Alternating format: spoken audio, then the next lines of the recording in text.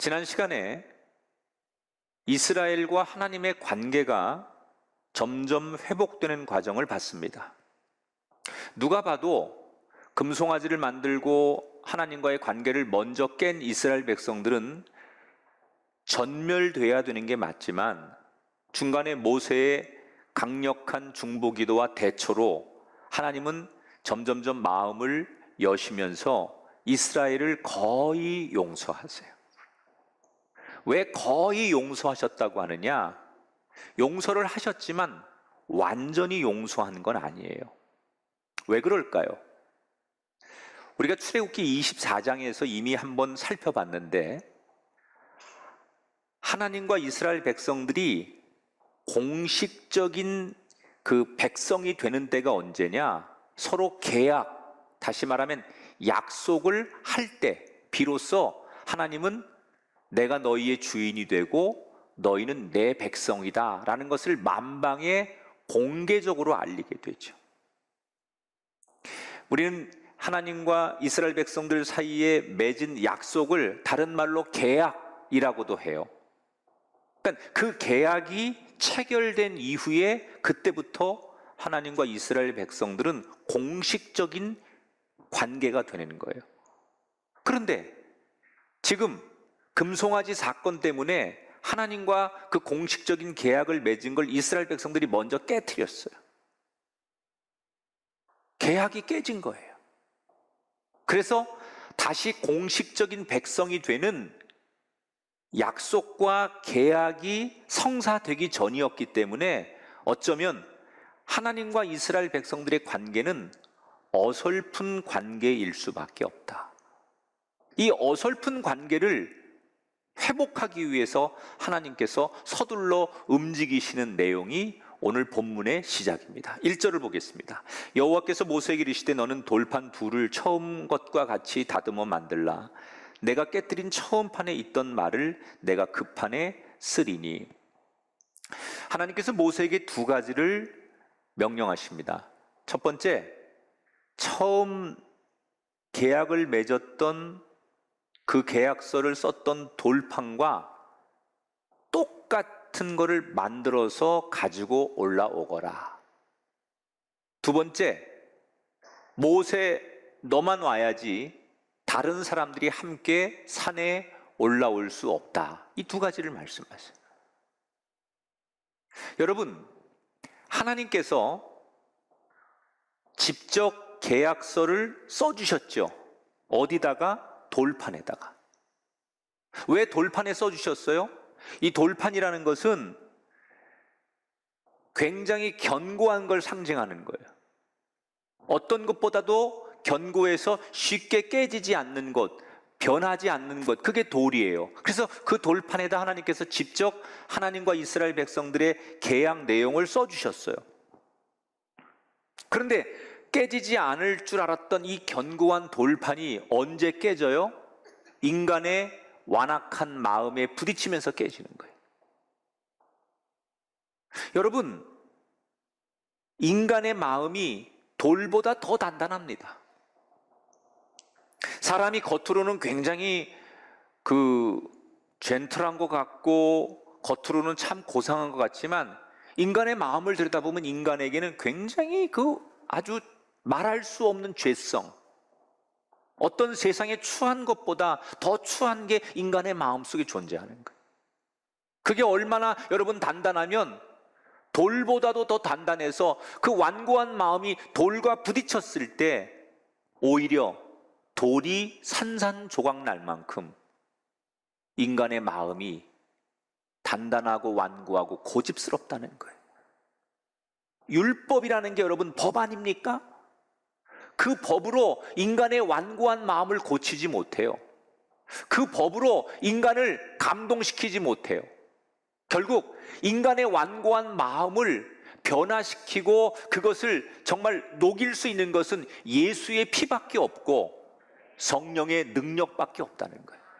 이 세상에 아무리 법이 존재하고 교육이 존재하고 무슨 이성과 철학 많은 것들이 존재하지만 그것이 세상을 바꿀 수 없어요. 여러분, 이 나라에 법이 없어서 혼란합니까? 전 세계에 법이 없어서 전쟁과 살인이 일어납니까? 여러분, 법은 사람의 죄성을, 인간의 완악함을 바꾸지 못해요. 오직 예수의 피만이 사람의 마음을 바꿀 수 있는 거예요. 오늘도 여러분 안에 성령의 능력이 임하시길 바라고 예수의 보혈이 흐르게 되기를 주의 이름으로 축원합니다.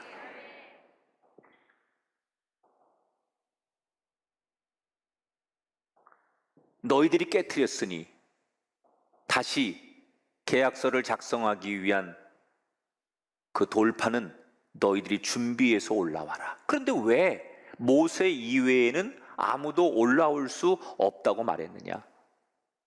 처음에 24장에서 첫 번째 계약을 맺을 때는 하나님께서 모세 말고도 아론을 비롯한 많은 장로들이 함께 올라오도록 하셨어요. 그래서 그때는 하나님을 만났어요. 그런데 하나님께서 그런 배려를 해주셨지만 그들이 하나님을 직접 보고도 그 믿음을 결국 산에 내려가서 지키지 못했잖아요. 그러니까 그들의 죄를 하나님께서 묻는 거예요. 다시는 산에 올라오지 말아라. 모세는 하나님의 의도를 알았기 때문에 정성스럽게 2개의 돌판을 준비해서 하나님을 만나러 시내산에 올라갑니다.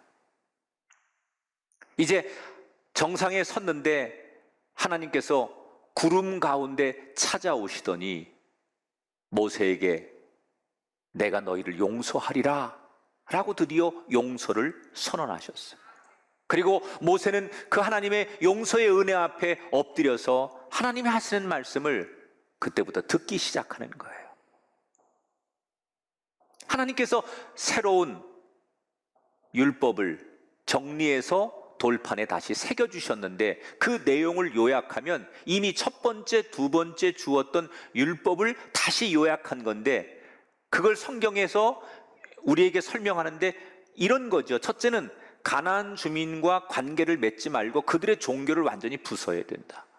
두 번째는 어떤 경우도 신상, 우상을 만들면 안 된다. 다시는 금송아지처럼 하나님 이외에 다른 것들을 숭배하거나 섬기는 일을 해서는 안 된다. 세 번째, 어떠한 경우라도 유월절, 맥추절, 수장절, 다시 말하면 하나님 앞에 예배해야 되는 절기는 무슨 일이 있어도 믿음을 지키고 하나님 앞에 나와서 예배를 드려야 된다. 너희들이 내가 이렇게 말하는 이 약속을 지키면 나는 너희들이 앞으로 어느 곳에 가서 누구를 만나도 너희들의 땅을 누구도 침범하지 못하도록 지켜줄 것이다. 그러니까 하나님께서 지금 새로운 계약서에다가 적어주신 내용은 결국 뭘 말씀하고 싶은 거냐? 전 이렇게 생각해요. 어떤 경우라도 다른 거 찾지 말고 하나님 나만 바라봐라. 그러면 내가 너희를 지켜줄 것이다. 여러분, 지금 하나님이 이스라엘 백성들이 깨버린 그 계약을 다시 회복하기 위해서 그들을 불러서 다시 계약서를 작성하면서 주신 얘기가 우리 생각에 굉장히 거창한 얘기일 것 같은데 알고 보면 굉장히 단순한 얘기예요. 거창한 얘기가 아니에요. 오직 나만 바라봐라. 나만 의지해라. 그러면 내가 너희들을 지켜줄 것이다. 저는 지금도 하나님이 이 복잡한 세상을 사는 우리들에게 주시는 똑같은 메시지라고 생각해요. 하나님이 저와 여러분에게 바라는 건 굉장하거나 거창한 게 아니에요. 우리에게 뭘 요구하시느냐? 무슨 일을 만나도 어떤 경우라도 오직 나만 바라보거라. 그러면 내가 너희를 쉬게 할 것이고 내가 너희를 지킬 것이고 내가 너희를 보호해 줄 것이다. 여러분, 하나님 앞에 우리가 다른 대단한 일을 해야만 하나님과의 약속을, 계약을 지키는 게 아니에요. 아주 단순해요. 하나님만 바라보면 돼요. 부할 때나 가난할 때나 병들었을 때나 건강할 때나 어느 자리에서 무슨 일을 만나도 하나님만 바라보고 하나님만 의지하면 하나님도 여전히 우리를 지키시고 우리를 보호해 주신다는 거예요.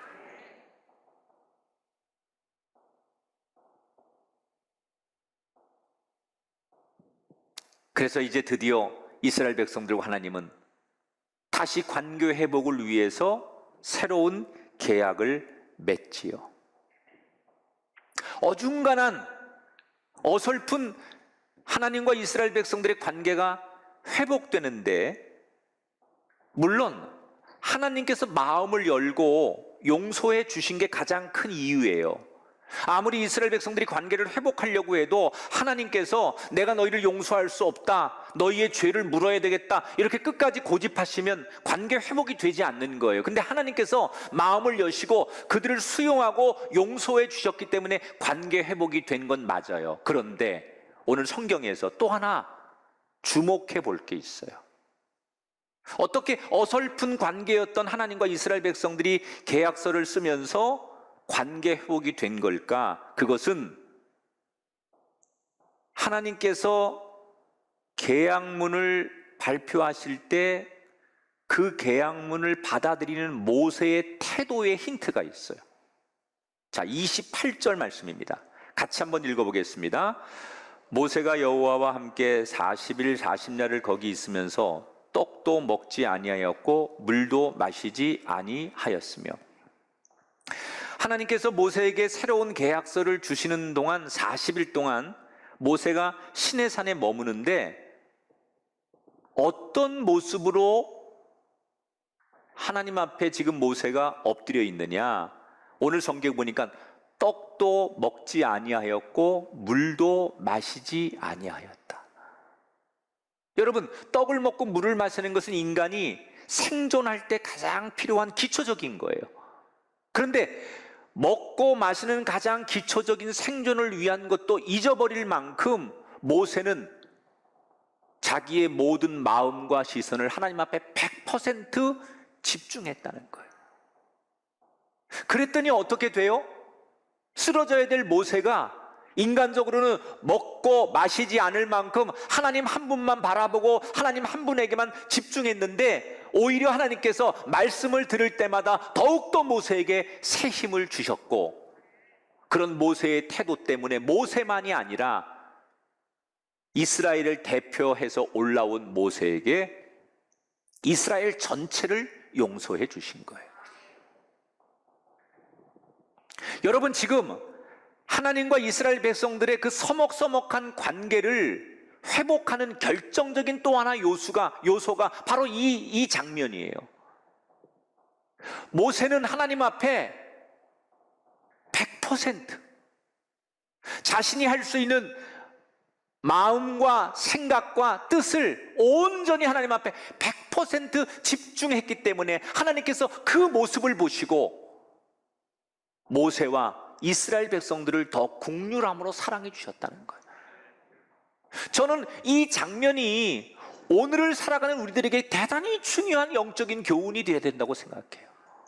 지금 코로나로 인해서 많은 분들이 솔직히 코로나 이전에 뜨겁게 신앙생활하고 정말 예배 중심으로 교회 중심으로 살던 분들이 코로나라고 하는 이 상황 앞에서 어쩔 수 없이 점점점 예배와 하나님 앞에 멀어지면서 나도 모르게 지금 하나님과 나 사이가 어중간한 사이로 변한 분들이 많아요. 본인들이 그런 고백을 해요. 자신뿐만이 아니라 자신의 가족들, 가정과 자녀들이, 그러다 보니까 일터까지도 하나님 중심으로 살던 우리가 이런 환경 때문에 언젠가부터 적당히, 아니 하나님과 굉장히 서먹서먹한 관계가 되었다, 이런 고백들을 많은 분들이 하세요. 이렇게 자꾸 비대면으로 예배를 드리니까 예배를 드려도 별로 감동이 되지 않고 집중이 안 됩니다, 이런 말씀들도 많이 하세요. 여러분, 이 모든 우리에게 지금 펼쳐진 환경이 하나님과 우리 사이를 서먹서먹하게, 예전에 뜨겁고 하나님만 바라보고 일주일에 몇 번씩 교회를 와서 예배 드리는 게 기쁨이었다면 지금은 예배당을 나올 수가 없고 예배를 드릴 수 없기 때문에 자연스럽게 하나님과 점점점 멀어지는 자신들을 발견한다는 거예요. 그러면 이렇게 애매한 관계를 계속 유지하며 살아야 되겠느냐? 하나님과 나 사이가 이렇게 어중간하고 애매한 관계로 계속 간다면 여러분의 인생이, 우리의 끝이 어떻게 될 것 같습니까? 이 애매한 어중간한 관계를 깨트리고 다시 하나님의 손을 맞잡는 그런 관계가 돼야 되는데, 그러려면 뭘 해야 되느냐? 오늘 모세의 태도가 우리의 태도여야 된다는 거예요. 내가 가지고 있는 모든 걸 다해서 정말 100% 하나님께 집중하는 거예요. 무슨 오프라인 현장 예배든 온라인 예배든 이게 중요하지 않아요. 어떤 상황에서 예배를 드리더라도 내 눈은 강단에 집중하고 내 귀는 말씀에 집중하고 먹고 마시는 것을 잊을 만큼, 내가 다른 사람들 만나는 걸 잊을 만큼 내 몸과 마음과 영혼이 100% 하나님 앞에 집중할 때, 그때 하나님은 여러분과의 관계를 회복시키신다는 거예요. 여러분, 한국교회가 왜 부흥했습니까? 우리 부모님들이 뭐 때문에 축복을 받았습니까? 이거를 잘해서예요. 농사 짓고 자식들 많이 키우고 지금보다 가난하고 사는 게 힘들었습니다. 근데 뭘 잘했느냐? 한국교회나 우리 부모님들이 하나님 앞에 100% 예배할 때, 부흥회 때, 새벽 기도할 때 다른 거 생각하지 않아요. 100% 하나님 앞에 집중하는 거예요. 눈물과 입술과 모든 걸 다해서 100% 하나님 앞에 집중했기 때문에 많이 배우지 않았고 넉넉한 환경 아니었고 좋은 문화적인 컨텐츠가 없어도 그것이 한국교회를 일으켰고 우리 가문과 여러분들이 복받는 근거가 되었다는 거예요. 이걸 우리도 잘해야 돼요. 여러분은 지금 하나님 앞에 집중하고 계십니까? 얼마나 집중하고 계십니까? 다른 것에 틈을 주지 않을 만큼, 다른 것이 하나님과 나 사이를 삐집고 들어와서 방해하지 않을 만큼 여러분 정말 하나님 앞에 온전하게 100% 내 신앙과 기도와 예배가 100% 집중하고 있냐는 거예요. 이 자세를 고치고 이 마음을 갖지 않는 한 하나님과 나 사이의 관계는 회복되지 않아요. 우리가 그 어느 것도 방해할 수 없을 만큼 하나님 한 분에게 집중할 때, 그때 하나님의 능력의 손이, 하나님의 은혜의 손이 내 손에 포개질 줄 믿습니다. 이렇게 모든 계약을 마치고 모세는 율법이 새겨진 두 돌판을 들고서 백성들에게 빨리 알리고 싶어서 부지런히 내려오는 거예요. 그런데 백성들이 있는 진영까지 막 모세가 왔을 때 백성들이 기겁을 하면서 모세를 보고 뒷걸음을 치기 시작해요. 모세는 왜 백성들이 나를 보고 저렇게 놀래고 뒷걸음을 치지? 자기도 놀라면서 왜 그런지 의아했어요. 왜 그런 걸까요?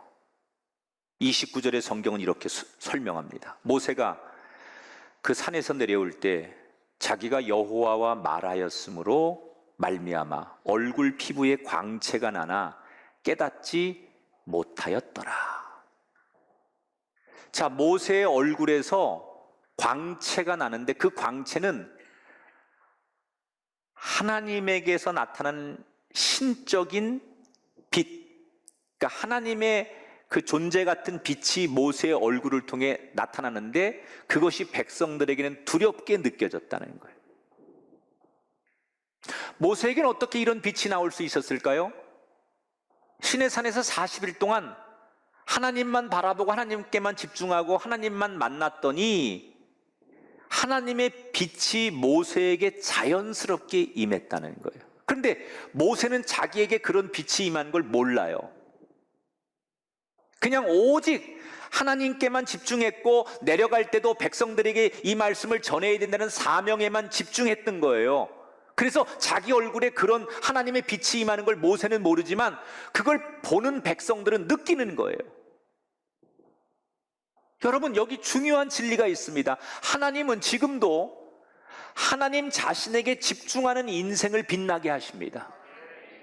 여러분의 자녀가 하나님을 향하여 집중하면 하나님은 평생에 그 자녀를 빛나게 하십니다. 여러분의 일터와 사업과 여러분이 운영하는 가게가 하나님을 빛나게 하려고 해보십시오. 여러분 돈 버는 목적이, 여러분이 사업하는 목적이, 일하는 목적이 하나님의 영광을 위해 하려고, 하나님을 드러내려고 해보십시오. 반드시 하나님께서 여러분의 인생과 기업과 여러분의 삶의 자리를 빛나게 하실 겁니다. 이게 굉장히 중요한 거예요. 내가 하나님 앞에 집중하면 하나님은 나를 세상의 앞에 더 빛나고 집중하는 인생으로 만들어 주신다는 거예요. 백성들이 모세 앞에 다가오질 못하고 처음에는 수군거리면서 하나님이 화가 아직도 안 풀리셔서 우리를 죽일지도 모른다는 두려움 때문에 그 아주 신적인 광채가 나는 모세 앞에 다가오지 못하고 백성들이 아론을 비롯한 장로들에게 너희들이 대표니까 모세에게 먼저 한번 나가보라고 등을 떠밀지요.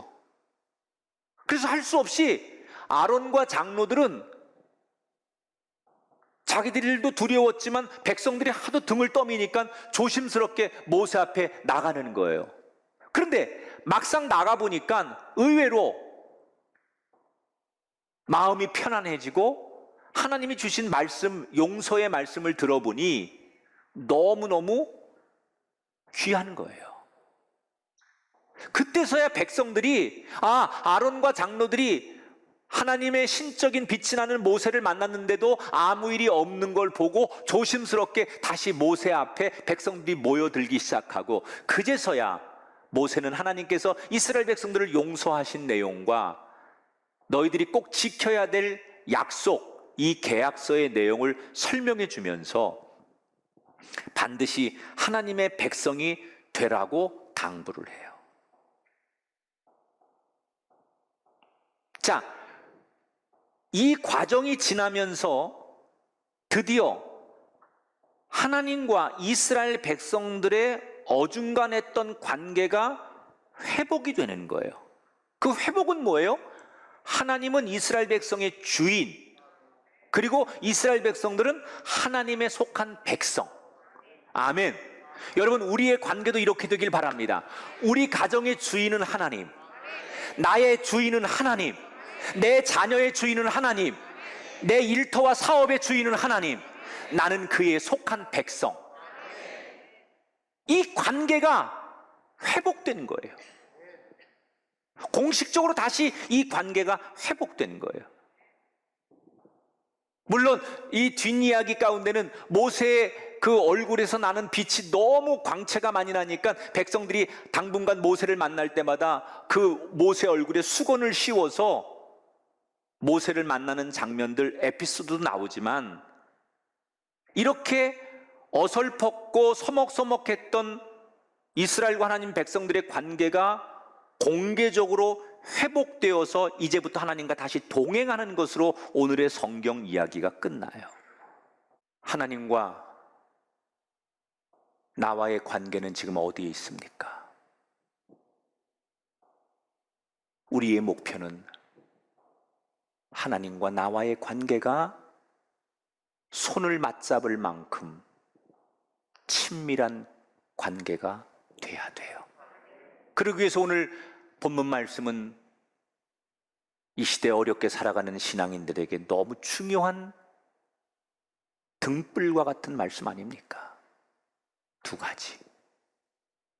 모세처럼 하나님과의 관계를 회복하려면 하나님 앞에 대면했을 때 내 모든 것을 다해 100% 집중하십시오.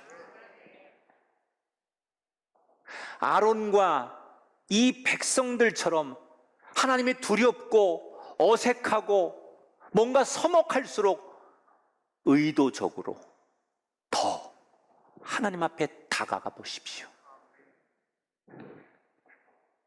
생각보다 하나님의 관계가 훨씬 빨리 회복될 거고, 하나님과 동행하시면 그 어디가 하늘나라의 삶을 사는 그런 백성이 될 줄 믿으면서, 여러분의 인생에 다시 하나님 손과 내 손이 포개어져 그 손을 맞잡고 걸어가는 행복한 인생들이 되시기를 주님의 이름으로 축원드립니다.